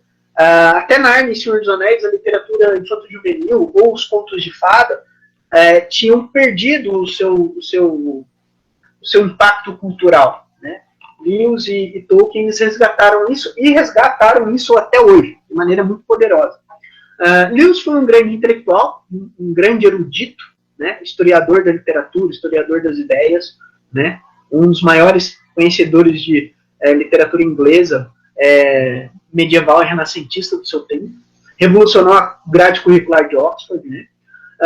Lewis foi também um teólogo amador, um apologista cristão, uma das grandes mentes a comunicar a fé cristã ao grande público, tanto é que foi chamado a falar sobre o cristianismo no período de guerra, né? Durante a Segunda Guerra Mundial, nas lições, nas lectures que deram origem ao cristianismo puro e simples. Lewis foi tanto um autor de ficção científica, literatura romântica, né, romances, poesia, e foi extremamente eclético. Lewis, sem dúvida, é um pensador brilhante, né? E as Crônicas de Nárnia mostram isso. Ler Nárnia, por ser um livro grande, histórias grandes, gera no fim da leitura grande saudade. Pelo menos essa foi a minha experiência, né? E é algo magnífico. Pessoal, agora, Lewis ele tinha plena consciência de que ele era um peregrino nesse mundo, né? Então, o Durius traz essa citação do Lewis. A felicidade acomodada e a segurança que todos desejamos nos são negadas por Deus, devido à própria natureza do mundo. Mas a alegria, o prazer e a jovialidade, ele espalhou amplamente. Nunca estamos seguros, mas temos bastante diversão e algum êxtase. Não é difícil ver por quê. A segurança pela qual ansiamos nos ensinará a repousar os corações neste mundo. E oporiam um obstáculo ao nosso retorno para Deus. Alguns momentos de amor feliz, uma paisagem, uma sinfonia, um encontro alegre com amigos, um banho, um jogo de futebol, no meu caso, né, karatê, jiu-jitsu, muay thai, trocar porrada com um amigo, não sou tão bom de bola, não tem uma tal tendência. Nosso Pai nos revigora na jornada, com algumas estalagens agradáveis, mas não nos estimular a crer erradamente que são o nosso lar. Bom, eu acho que isso daqui tem muito a ver com o peregrino do John Bunyan, né? As estalagens no meio do caminho, né, do cristão. Isso é muito interessante, pessoal, porque Lewis é movido pela fé, é movido pela estética, mas é movido por um anseio profundo de mostrar que o cristianismo tem sentido, tem significado, e também mostrar que, veja, nossa esperança não está no mundo. Nossa esperança transcende o mundo. Pessoal, na última reunião, Saulo fez uma pergunta para mim, né? Saulo, ele é professor adjunto do Departamento de Biologia do Instituto de Ciências de Biologia da Universidade Federal do Amazonas, né? Uma pergunta bastante pertinente, e eu pedi para ele enviar para mim via WhatsApp. Eu não sei se ele está presente na reunião, mas ele enviou, tá? E ele fala, a questão dele é a seguinte: a questão é baseada no livro Duas Culturas, de Snow. Ele comenta que antes havia uma mentalidade unificada em bases nas humanidades, em que faziam ciência. Ou seja, pelo que eu entendi da questão, né? A formação humanística era fundamental, inclusive para aqueles que faziam ciência, né? Mas um distanciamento ocorria na época. No caso aqui, ele relata a década de 40. Né? Hoje, o nosso imaginário é pobre em referências das humanidades. E é bastante moderno. Ou seja, nós temos, talvez, né, um imaginário pobre em referências em humanidades, em arte, em música, em literatura, mas é um imaginário bastante moderno. Se eu tomar aqui o pensamento moderno como um pensamento que busca se fundamentar em bases mais científicas, ou até mesmo relativistas, né? Ou pós-moderno, ou hipermoderno. Aí cada um vai decidir o que vai querer usar. Né? Bom, aí ele contextualiza e ele vai para a questão. Creio que seja verdade. Isso, a seu ver, para o ensino de ciências, pode ser reaproximado? Ou seja, a formação, as bases de humanidades e as ciências, e o ensino de ciência, em especial, pode voltar a se unir o que veio a se tornar algo fragmentário? Bom, a minha resposta é sim. É possível a reaproximação das ciências, em particular o ensino de ciência, com a base e os fundamentos humanísticos. Bom, por quê? Historicamente, temos bases que fornecem a justificativa para pensar que existe viabilidade para essa reaproximação. Se nós olharmos no passado, a formação dos grandes pensadores nos séculos 14, 15, 16, era uma formação muito ampla, que contemplava, obviamente, a ciência da maneira como eles entendiam, não a ciência como nós entendemos hoje, mas a ciência da maneira como eles entendiam, e a formação dentro das humanidades. Né? Vide o que é o trivium e o quadrivium, né? A formação clássica educacional. Atualmente, nós percebemos uma maior necessidade de compreendermos o modo de pensar mais sistêmico e complexo. Então, nós vivemos num mundo de sistemas e um mundo que exige você pensar para fora da sua caixa, pensar para fora da sua área de formação, e exige você buscar conexões. Né? Nós temos um mundo tecnológico, né? E a tecnologia tem por natureza, a tecnologia no caso as engenharias, uma área tecnológica, tem por natureza a interdisciplinaridade. Então, fazer tecnologia é buscar conexão entre áreas diferentes. Né? Existe em nós também um anseio por compreender o quadro completo da realidade que apenas a aproximação das humanidades com as ciências naturais pode oferecer. Nós temos um anseio profundo para compreender a realidade, para enxergar, ter uma visão mais ampla do mundo, né? Que apenas uma formação humana e uma formação científica, tentando uma transdisciplinaridade, tentando uma interdisciplinaridade, aí você escolhe o termo que você quer, né? É possível. Um outro aspecto, pessoal, essa é a minha resposta, mas um aspecto importante é a minha experiência particular. Eu sempre senti necessidade de estabelecer bases firmes e fundamentos mais profundos dentro da minha área de formação. Né? Óbvio, eu não sou bom em todas as áreas da química, mas eu sou bom em química orgânica. E eu fui um bom aluno em química orgânica. Então, sempre busquei aprender com mais profundidade. Né? E eu sempre tive um anseio para ir além da minha área de conhecimento. Para transcender esses limites. Eu sempre senti a necessidade de buscar entender as conexões e as interfaces da minha área de formação com outras áreas de conhecimento. Essa série de palestras, por exemplo, é uma prova clara desse meu anseio.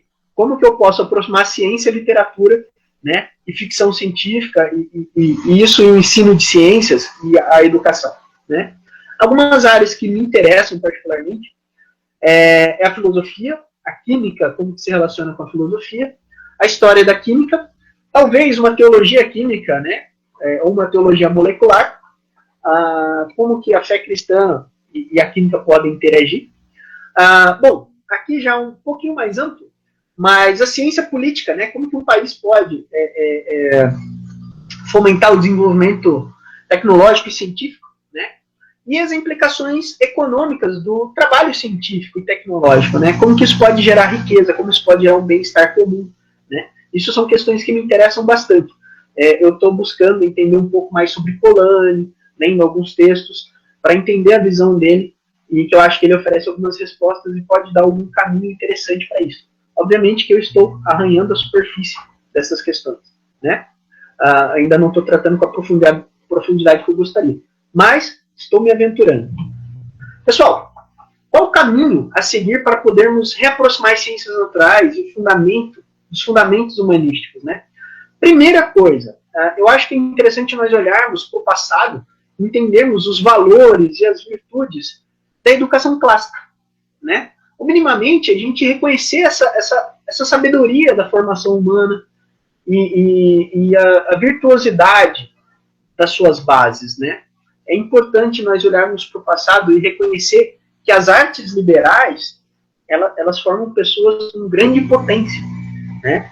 Elas formam pessoas incríveis.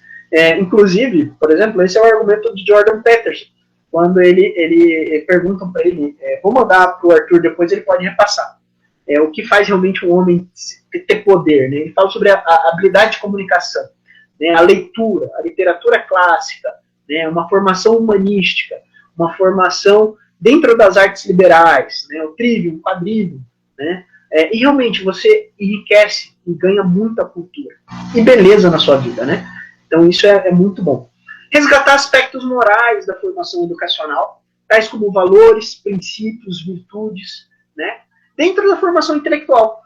Nós vivemos numa escola fragmentada, desrespeitosa e que, poxa, é triste. Quem dá aula em escola pública muitas vezes, né? E até mesmo escolas particulares, a imoralidade, a falta de virtude, a falta de princípios é complicado.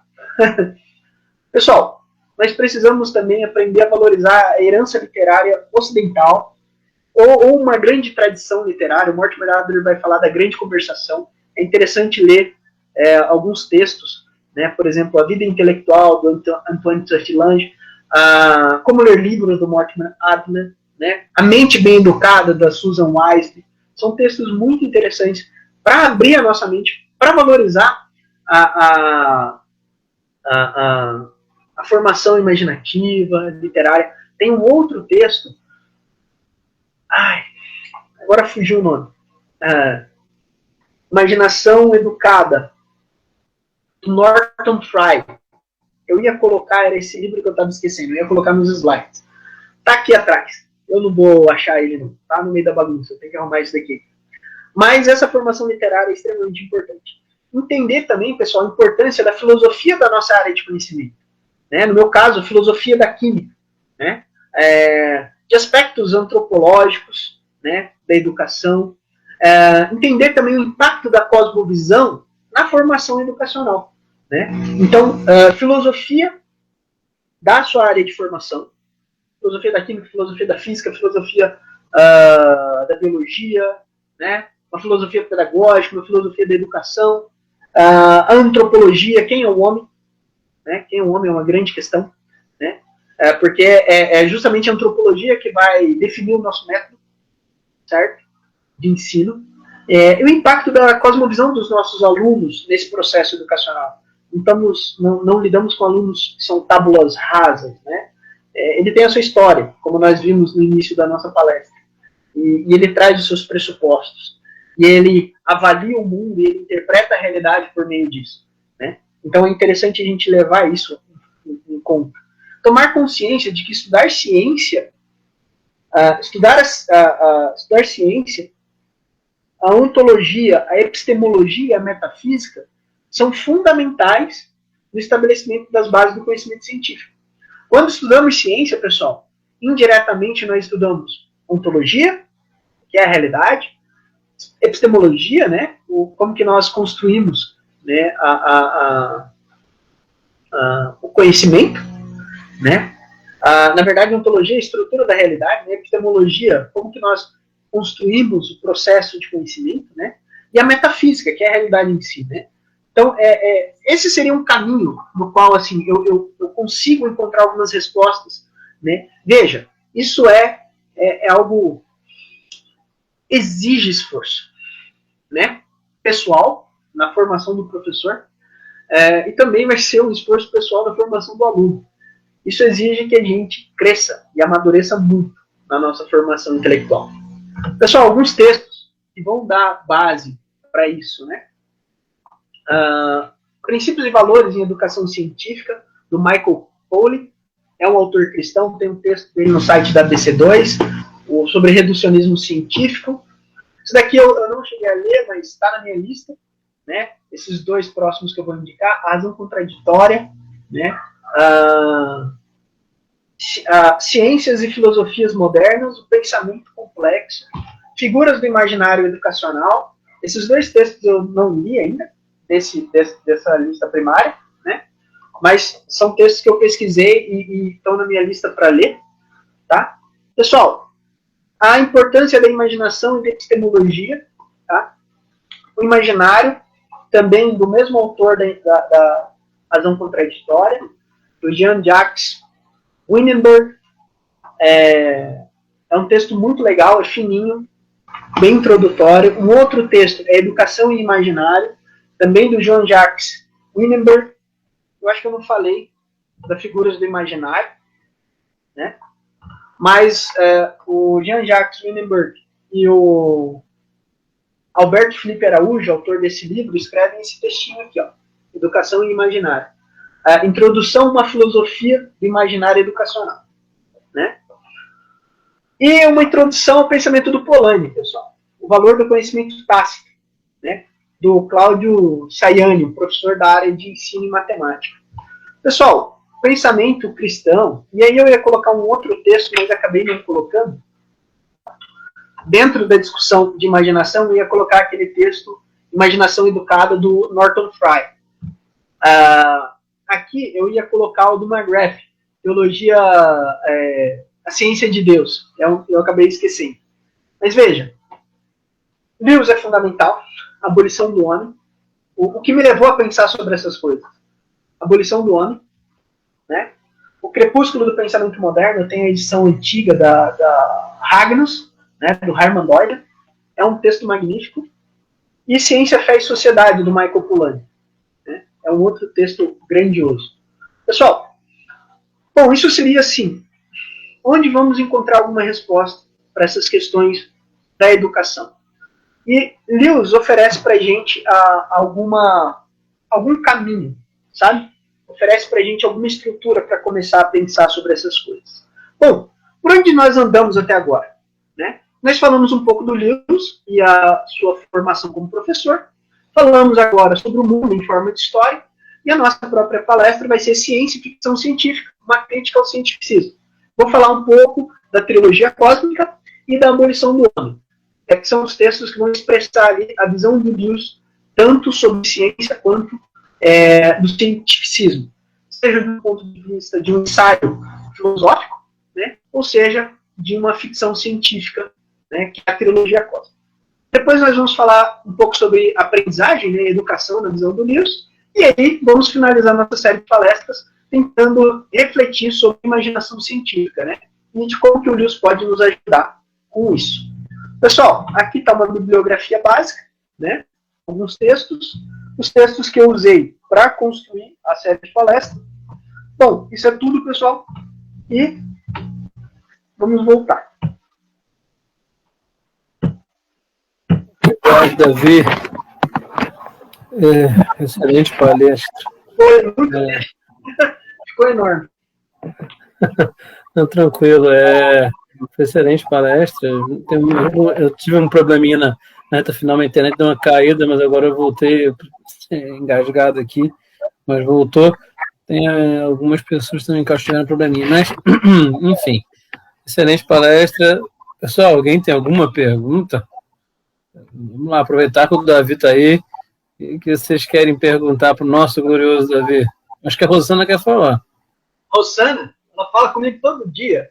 Ontem tivemos uma EBD junto. Pode falar, Rosana.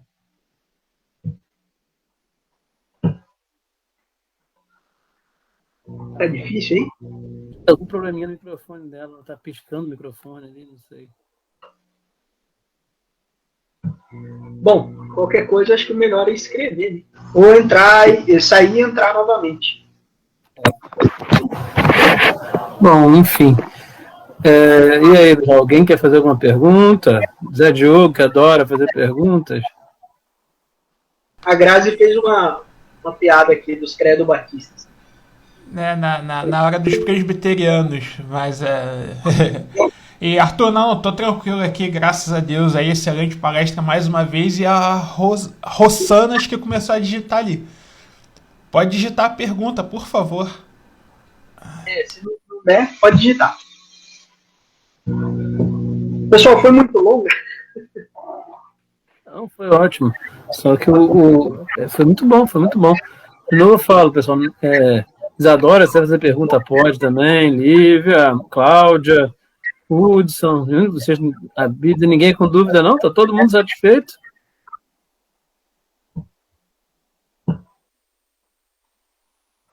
Pessoal, vou mandar aqui um vídeo que eu ia compartilhar do Eustáquio. É um do review do Iago Martins lá, quem conhece.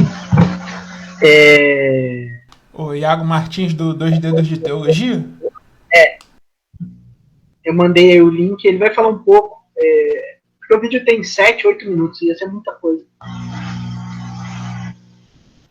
Aí, o Davi, a Rosana fez a pergunta, né? Tá ali, por que o Tolkien e o C.S. Lewis se desentenderam? Tolkien e o Lewis, por que eles se desentenderam? Gente, essa relação é um pouco complexa, tá?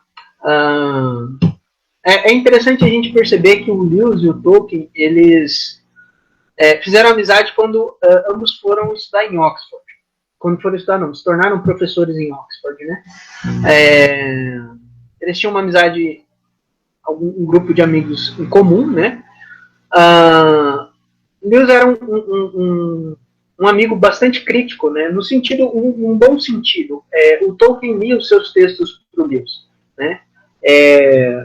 Ele tinha um outro amigo que ele fazia isso, né?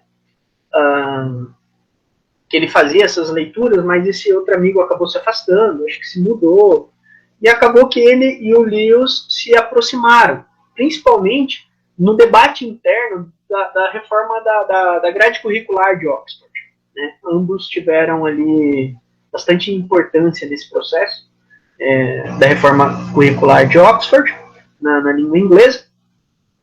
Eles acabaram se aproximando, eles tinham um interesse comum pela língua inglesa, óbvio, e o que fundamenta uma boa amizade é o interesse em comum. E Lewis Tolkien viu no Lewis alguém em quem ele poderia confiar, no sentido de poder ler os seus textos. O Tolkien era um cara meio ressabiado, né? Ele era meio safo, assim, tal. Ele não era alguém que confiava muito nas pessoas, né? Porque ele também não era alguém que suportava muito crítica, né? Ele era alguém meio afetadinho, tá? Um homem brilhante, com toda certeza, mas era alguém que era um pouco ressentido ou afetado com certas críticas, não era alguém aberto. Então ele viu no Lewis alguém que ele poderia confiar, certo? Então eles estabeleceram essa amizade, né? O Tolkien leu O Hobbit, O Senhor dos Anéis, para o Lewis. Inclusive eu vou falar um pouco da relação deles na próxima aula da IBD semana que vem. Que eu vou falar sobre os amigos do Lewis. Primeiro eu falei do Lewis e a amizade, né?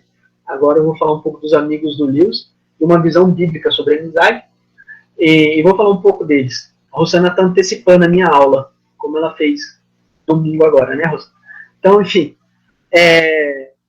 eles tinham essa relação muito próxima, tão próxima, e uma relação muito construtiva, que o Lewis indicou o Tolkien para Prêmio Nobel de Literatura.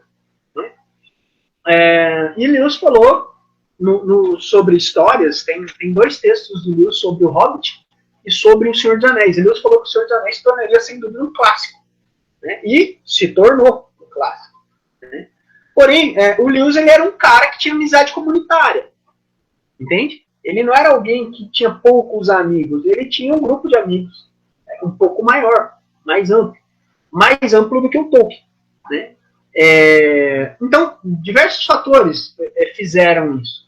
Dentro desse grupo de amigos, em um determinado momento, né, que esse grupo de amigos ficou chamado de Unclics, acho que é a pronúncia correta. Unclics, uma coisa assim. Seria a mancha de tinta, uma parada dessa.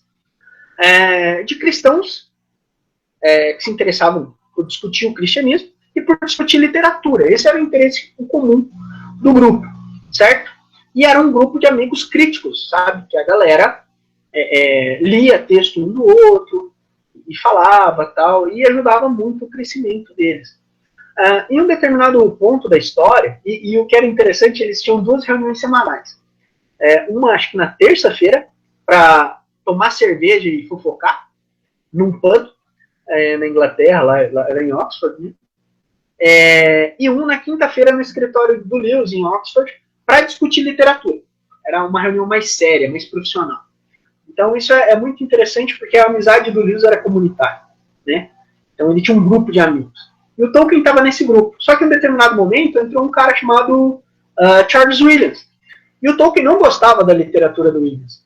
E percebeu que o Lewis era um entusiasta do Charles Williams, né? Ele escreve tipo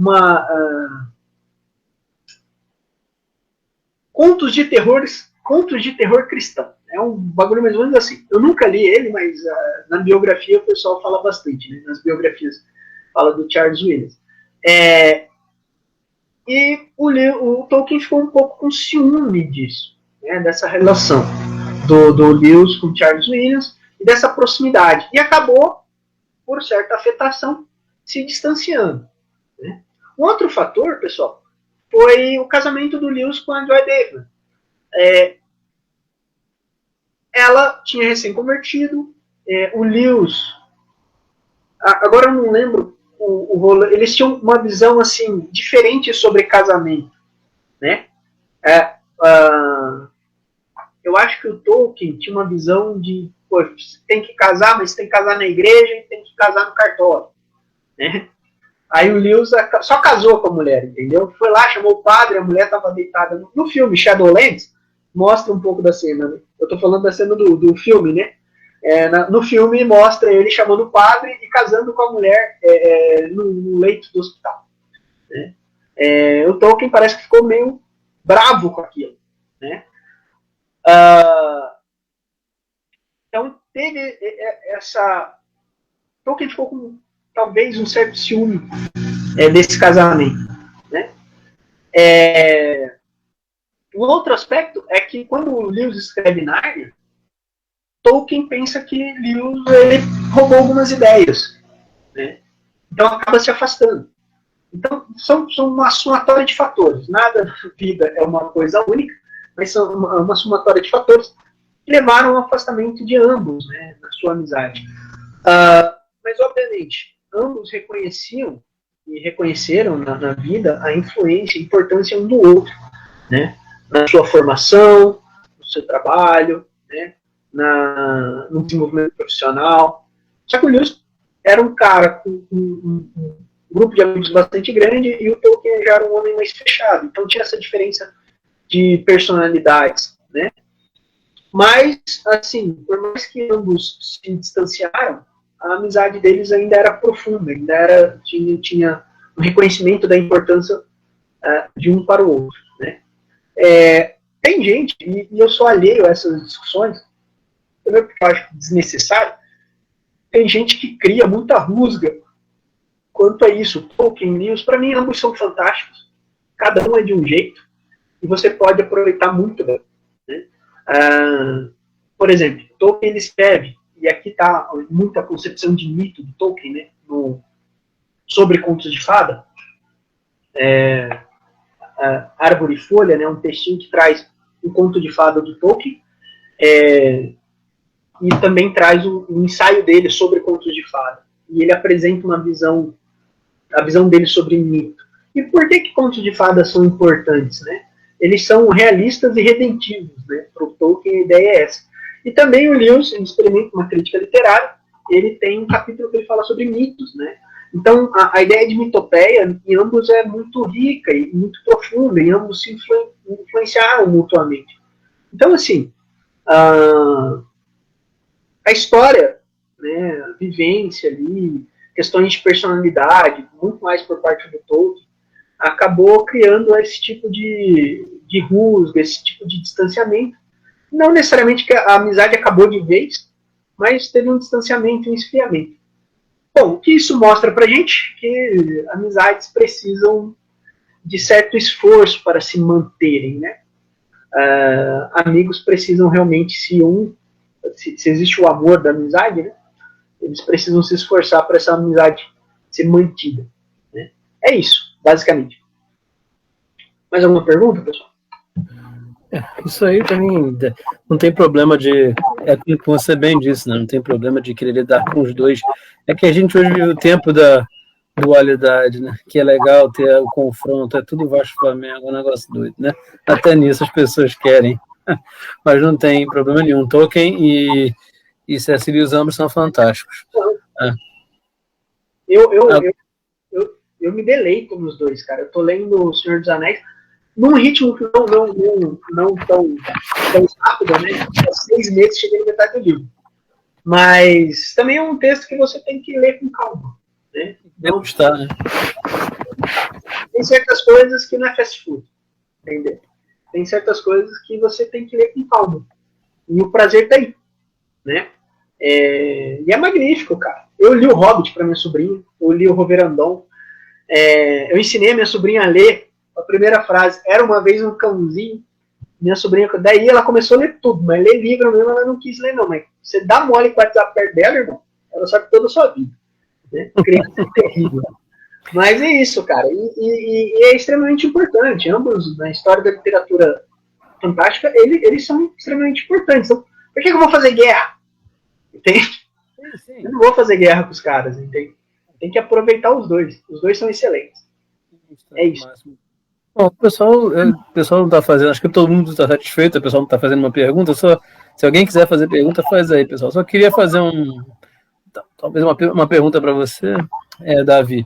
A gente sabe que nos contos de Nárnia, de de Lewis tem muito daquela questão da ética da virtude, né, colocada ali. E assim, se você imagina se Lewis estivesse hoje vendo as nossas escolas, nossa base educacional, o que você acha que ele pensaria? Vamos trazer para perto. Ele não viu, mas ele já pensou antes. Cara, vocês têm que ler a Abolição do Homem. Bom, eu acho que, assim,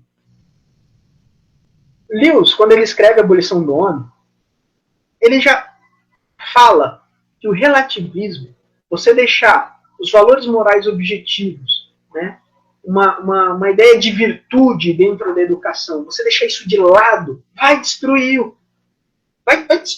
a humanidade. Entende? No C.S. Lewis Tal, que é o grupo que eu estou coordenando, e com um outro grupo de amigos, né, com um grupo de amigos assim, estamos estudando o C.S. Lewis, o primeiro texto que nós lemos foi A Abolição do Homem. Professores de literatura, professores universitários, professores de música, professores, sabe, de medicina, leram o texto. Eu, intrometido, né? Eu sou intrometido nas coisas. Nós lemos o texto e ficamos abismados. O texto é quase que distópico, extremamente atual. Basicamente, no capítulo 1, ele vai dizer que você se distanciar de virtudes, de valores, é algo que vai destruir a educação. No capítulo 2, ele fala dos inovadores em moral. A tentativa de criar uma nova moral distante de uma lei eterna. Ele vai recorrer ao tal, conceito confucionista, né, para se referir às verdades objetivas. Né? Você se distanciar das verdades objetivas, né, e tentar pegar nela ali, reformar essa moral, é nada mais, nada menos do que tratar essa moral apenas nos seus fragmentos, entende? E como que é impossível fazer isso. E no capítulo 3 ele vai falar que, olha, o próximo passo disso não é o inovador, mas é o manipulador. E o manipulador, ele vai se fundamentar na ciência para poder tentar transformar a realidade. Aí ele até fala o seguinte: o homem, o seu anseio de domínio da natureza, ele é dominado pela sua própria natureza. Né? Ele é dominado pela natureza pecaminosa, de querer dominar o outro. Né? Então é um texto urgente. Eu acho que, se vocês quiserem ler, o grupo de vocês quiserem ler, nós podemos fazer essa leitura juntos. Eu me disponho. É magnífico. Eu acho que a gente pode abordar muito disso. Mas, assim,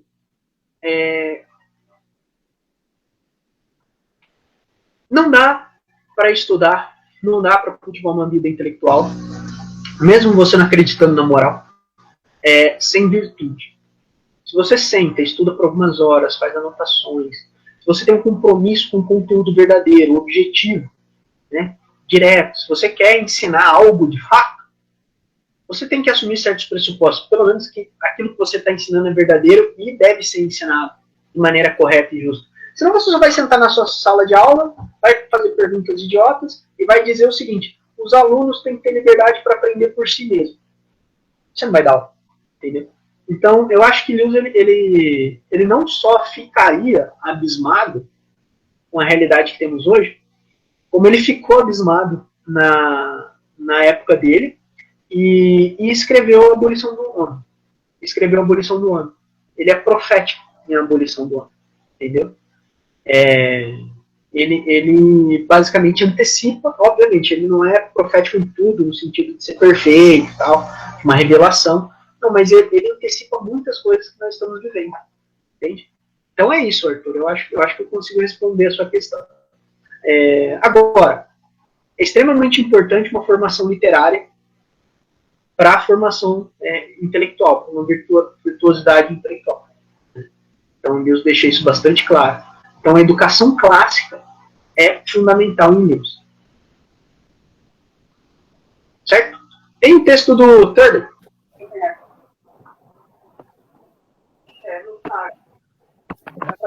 Não sei onde ele está. Mas educação moderna versus educação clássica.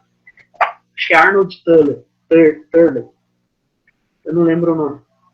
É um textinho legal. Mas ler, é um artigozinho, né? Mas ler a abolição do homem é fundamental. Ok? Fantástico, Davi. Bom, eu acho que a gente vai encerrando hoje por aqui. O pessoal quase não fez pergunta. Bom, espero que vocês façam, aproveitem o Davi aqui, né? Sempre digo isso para vocês, não fiquem tímidos e envergonhados. É porque a gente ainda vai ter o Davi mais 3 vezes, hein? O Davi tem mais 3 palestras aí pela frente. E como da outra vez eu vou acertar, vou acertar com o Davi, né? A palestra aí para João e para João, provavelmente vai ser uma segunda-feira mesmo. Eu sei que já recomeça o período, geralmente quando recomeça o período, a gente vê lá entre eles, né, os alunos melhor dia, porque de repente segunda era bom no período, no outro não é tanto, assim, pela maioria, né, tem alunos de diversos cursos, mas a próxima reunião a gente vai concentrar numa segunda mesmo, até porque eles estão, digamos, a graduação estão em recesso, acabaram um período, estão se matriculando para o outro que vai começar agora no fim de maio, né, início de junho. Mas aí a gente deve fazer numa segunda mesmo. Aí talvez a quarta e a quinta, em função de datas do povo, a gente possa mexer, mas não sei, vou ver. Tá? Mas aí eu confirmo com vocês todos a data, o horário de 19 horas, mas nos próximos dias a gente já confirma, vejo com o Davi direitinho, para junho, para a gente continuar nos estudos aí com o C.S. Lewis, tá? E porque está sendo realmente muito bom. E foi brilhante aí a tua apresentação, tá, Davi? Obrigado pelo brilhante, eu fico lisonjeado. Pessoal, eu agradeço muito, porque para mim isso está sendo uma oportunidade incrível, porque eu estou reorganizando algumas anotações, algumas ideias, e estou podendo pensar com um pouco mais de profundidade. Tá? E produzir esse conteúdo para vocês está sendo muito bom para mim, para minha formação, para o que eu venho estudando há algum tempo. E orem por mim aí, doutorado é puxado, trampo fora do doutorado também é puxado, né? Mas graças a Deus as coisas estão muito bem, estou bastante feliz, e me coloquem aí nas suas orações, tá? Tenho orado pelos grupos da BC2, inclusive esse mês nós vamos começar uma prática no nosso grupo que vai ser muito interessante, vai ser boa, que são as reuniões de oração que nós vamos fazer na igreja, na qual eu, a Rossana, e o Raul, que é o atual membro, o atual líder do grupo, né, aqui de Campo Grande, e esposo da Rossana, somos membros, né, os pastores nos acolheram bem lá, nos acolheram pessoas, são grandes homens de Deus e são pessoas gentis, e apoiam aí a nossa ideia de fazer essas reuniões de oração. E vamos apresentar os grupos, né, nas mãos de Deus aí, para a gente poder continuar trabalhando, né? E a gente precisa ter braços fortes e orar bastante, certo? Muito obrigado, tá, pessoal? Eu fico lisonjeado e agradeço a atenção de todos. Tá? Obrigado, Davi. Então, pessoal, é isso. O Zé Diogo já colocou aí no chat a fanpage do nosso grupo. A palestra, assim como as outras, vão ser colocadas lá depois, para quem quiser assistir ou divulgar, até porque nem todos os grupos estão presentes, como sempre, podem ver depois. Está todo mundo aí agradecendo. Vamos tentar aí na próxima, todo mundo aí, falar mais um pouquinho também, galera. Talvez a gente tenha que fazer até uma dinâmica com esse povo aí. Depois eu converso com o Davi aí. Pessoal, eu vou disponibilizar as palestras. Eu acho que eu tenho feito isso já, né, Arthur? Eu dei a primeira. A primeira eu ainda vou adicionar algumas coisinhas e vou fazer alguns ajustes, mas eu vou mandar novamente, tá? Para vocês, se vocês quiserem fazer perguntas das outras palestras, as perguntas que vocês quiserem fazer, tá? E, Zé Diogo, se Deus preparar ele de ir para o Rio de Janeiro lá visitar o pessoal, nós marcamos tomar um tereré aí. Exatamente, não esquece a erva não, hein? A gente tem que marcar e tomar um tereré na Praia do Recreio. Entendeu? Beleza. Ali, ó. Tá ligado? Tá ligado? Fiquei a zona sul da zona oeste. Nada. Ô, Davi, a gente tem que ir lá pro Perigoso, velho. Perigoso? Cara! Eu já ouvi falar desse Perigoso, irmão. Eu não me recordo. Mas, ó, a gente não pode cair numa blitz. Certo? Pessoal, muito obrigado, viu? Vamos terminar, pessoal, fazer uma oração para ele terminar e a gente, lembrando que vai ficar isso aqui disponível para vocês verem também, tá? Deixa eu orar aqui para a gente terminar. Senhor Pai, muito obrigado por mais um dia que todos nós tivemos nossa atividade, nosso trabalho, mas podemos agora nesse final de noite ouvir, Senhor, a palestra do teu servo, Davi, abrindo nossos olhos para uma obra tão conhecida do C.S. Lewis, mas tão atual, e que de fato só falta muita virtude, a ética da virtude, em nosso meio, seja escolas fundamentais, nível superior, que a gente sabe que sem realmente a moral, a ética valorosa, que deveria estar dentro da ética cristã, falo isso porque nem sempre as pessoas colocam, mas isso dentro do ambiente de ensino é importante para forjar e formar melhor o ser humano. Mas dá também, Senhor, ao teu povo, à tua igreja, que ela também se reconstrua, volte à identidade original, porque muitas das vezes não tem também demonstrado isso no seu próprio ensino, Senhor. Nós realmente voltemos, Senhor, a ser cristãos que têm interesse na intelectualidade, em estudar, e assim podermos, Senhor, ser cada vez mais criativos e que saibam manejar bem a tua palavra, mas também com bastante entendimento. Obrigado pelo brilhantismo, pela capacidade que o Senhor tem dado a Davi, e abençoa cada um de nós aqui, cada um dos membros do nosso grupo, no seu dia a dia, com as suas famílias, nesse momento difícil que temos vivido, mas que tem sido de acordo com a tua prova, a tua orientação. Proteja todos, Senhor. É assim que nós oramos, em nome de Jesus. Amém. Pessoal... Amém. Vou acrescentar essa questão da ética das virtudes que você colocou, porque realmente eu não me veio à mente isso, eu não levei isso em conta, mas na aula de DPD da igreja eu falei sobre as virtudes cardeais da Suzana, do nome da Suzana, do Edmundo, da Lúcia, né, do Pedro. Eu vou acrescentar uns slides e eu te mando, tá? Para deixar mais completo. Muito obrigado, você vai completar bastante essa aula, tá bom? Muito obrigado mesmo. Valeu, Davizão. Valeu, graça. Fica com Deus, até mais, hein?